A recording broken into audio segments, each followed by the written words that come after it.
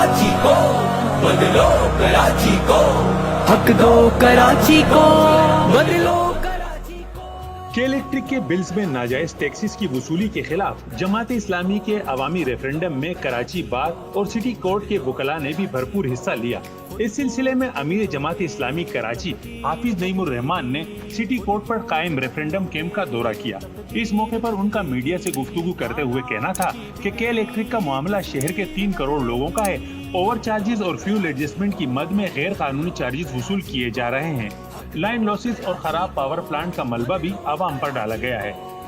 यानी जून के बिलों में जो पैसे जून का फ्यूल एडजस्टमेंट चार्जेस जो जुलाई और अगस्त के बिलों में लिखकर आ गया, उनकी अदायगी के इलेक्ट्रिक ने सितंबर में जाकर की है। आप अंदाजा लगाइए कि 153 अरब रुपए के तो पहले ही ना देता है के इलेक्ट्रिक हुई साउदर्न गैस की।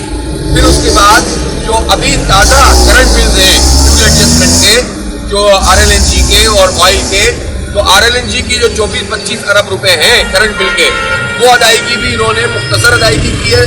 पार्ट जो है ना वो पार्ट की अदायगी की है और वो भी सितंबर में की है।